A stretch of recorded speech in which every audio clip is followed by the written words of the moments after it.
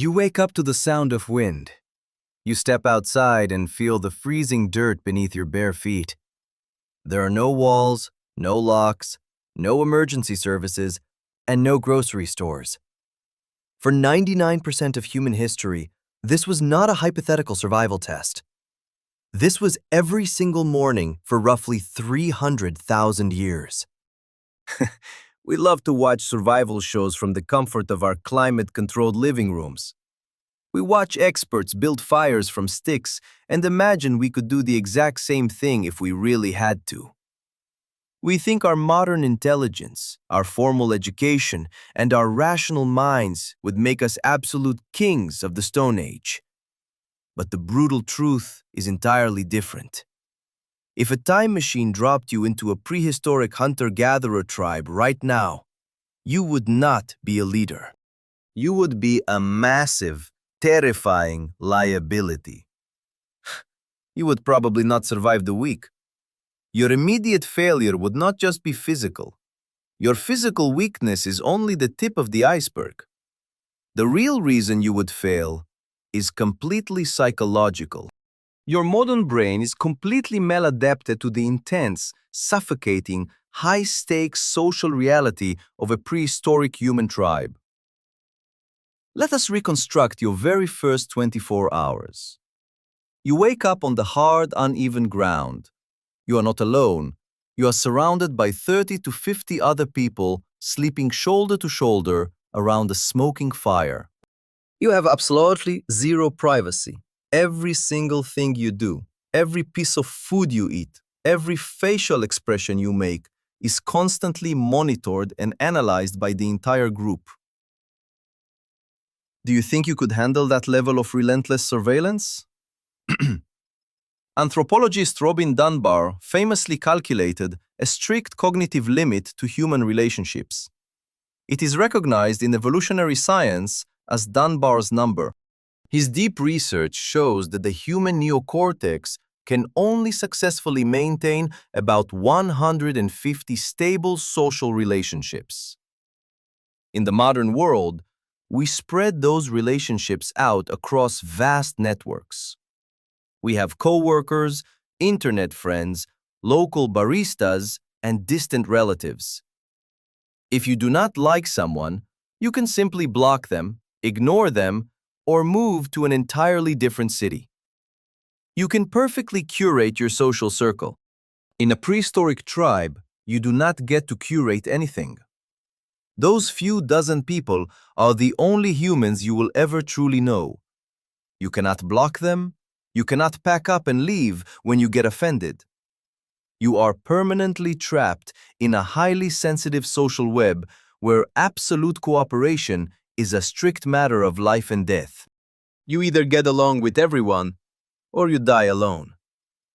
If you get annoyed and act selfishly, you do not just get a bad reputation in the village. You create a severe survival risk for the entire group. How do ancient humans handle a selfish, arrogant person when there are no police and no prisons? They use exile. And being exiled into the freezing wilderness during the Pleistocene epoch was a guaranteed, brutal death sentence. Your modern instincts are fundamentally backwards for this world. Your instinct is to accumulate wealth, hoard resources, and build status, and to keep it all for yourself. If you went out foraging in the ancient forest and found a massive hidden bush of sweet, calorie-dense berries, what would you do?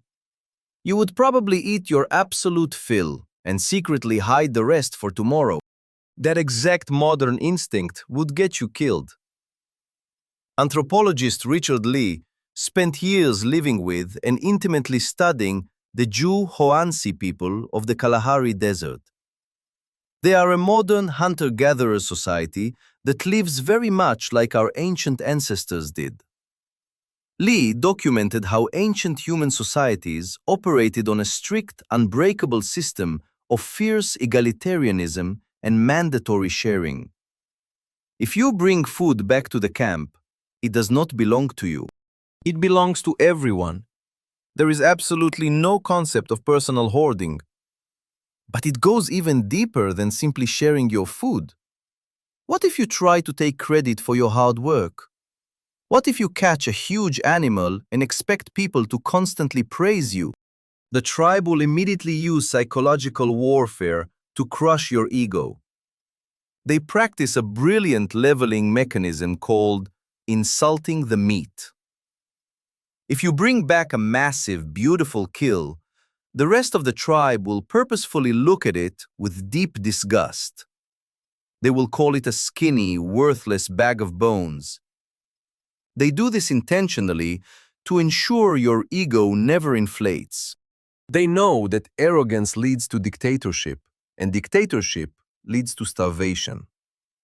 How long before your fragile, individualistic modern ego completely snaps under that kind of relentless, organized social pressure? Then there is the brutal physical reality of the daily work. You think going to the gym for an hour a day makes you fit? You sit at a desk for 8 hours and then run on a treadmill and you feel incredibly strong. You have absolutely no idea what human bodies are actually capable of enduring. Evolutionary anthropologist Herman Poncer spent years measuring the daily energy expenditure of modern hunter-gatherers like the Hadza tribe in Tanzania. His groundbreaking studies revealed something completely shocking to modern science.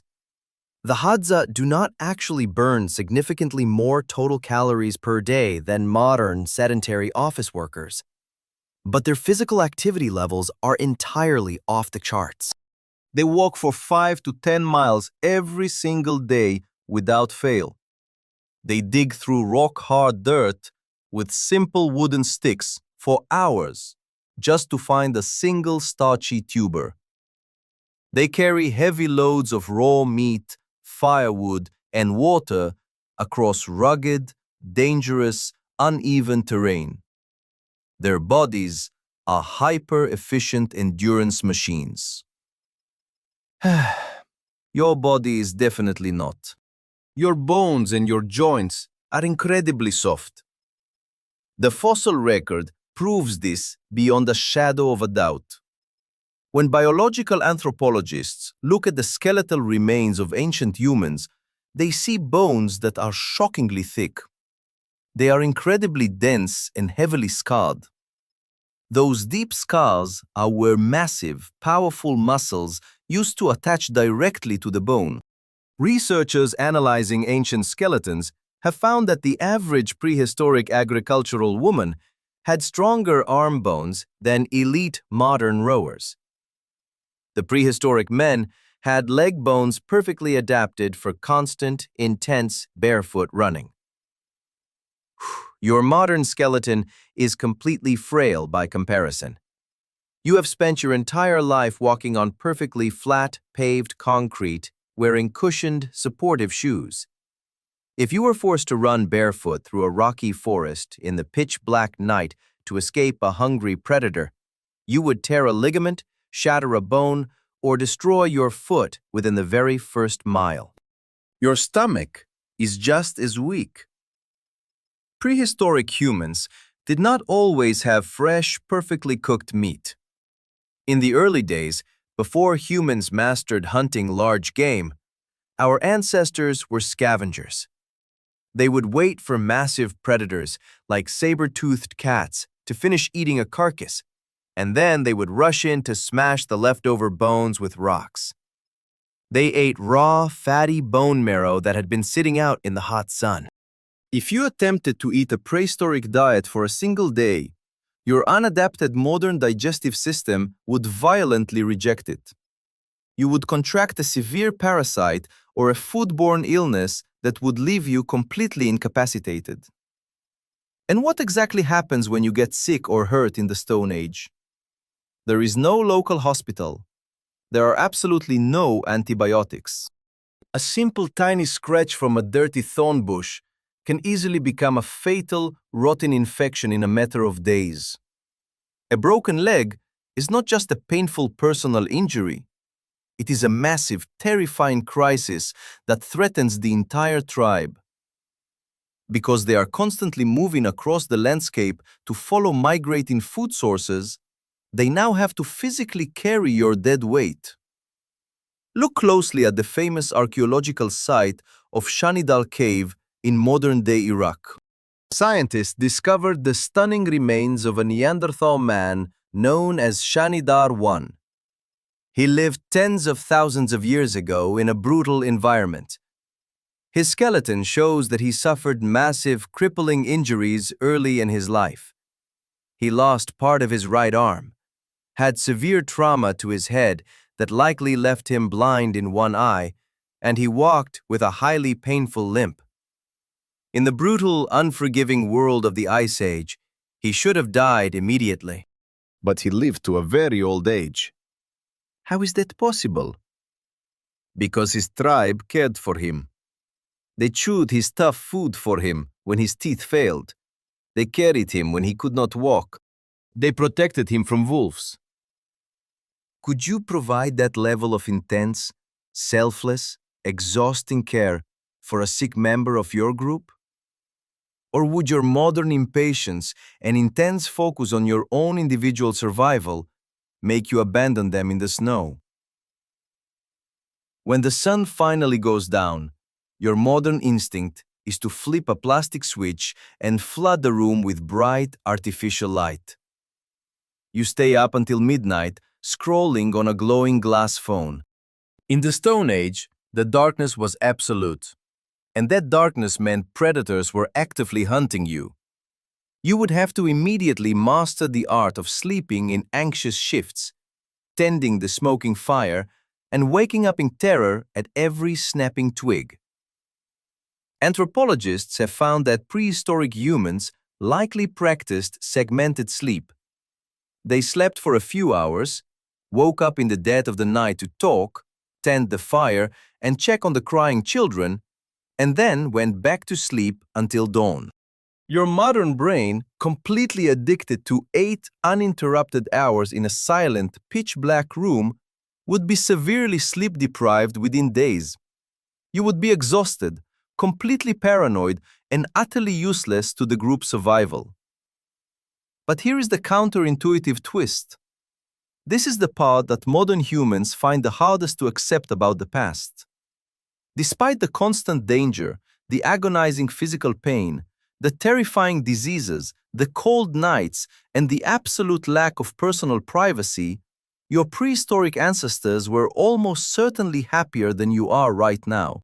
They did not suffer from the crushing depression caused by social media isolation. They did not lie awake at night experiencing generalized anxiety about paying rent, filing taxes, or climbing a meaningless corporate ladder. Their stress was entirely acute and immediate. A predator attacks, your adrenaline spikes, you run for your life, you survive, and the stress vanishes completely.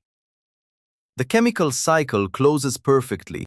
Modern stress is a slow, toxic poison. It is a chronic, endless drip of cortisol over missed deadlines, angry emails, and abstract fears about the global economy. Our bodies were never designed to be slightly terrified all day long. Your ancestors had something that you deeply, desperately crave today. They had absolute, unbreakable belonging. Every single person in the prehistoric tribe knew exactly why they mattered. Every person had a vital, irreplaceable role in the group. If they died, the entire group wept openly, and the fabric of their world tore. Can you honestly say the same about your modern neighborhood? Do you even know the names of the people living next door to you? We built massive concrete walls to keep out the wild animals. We built sprawling cities with central heating to keep out the freezing cold. We invented agriculture, money, and the global internet to make our lives infinitely safer, easier, and more predictable. But in the relentless pursuit of absolute comfort, we accidentally walled ourselves off from the very social fabric that built our incredible species in the first place. We aggressively traded a hard life full of deep meaning for an easy life full of quiet emptiness. You sit in a comfortable ergonomic chair. You stare endlessly at the glowing glass screen. You are perfectly safe, perfectly climate-controlled, and entirely self-sufficient. But deep down in your ancient biology, you are still scanning the horizon. You are still waiting to wake up to the sound of wind.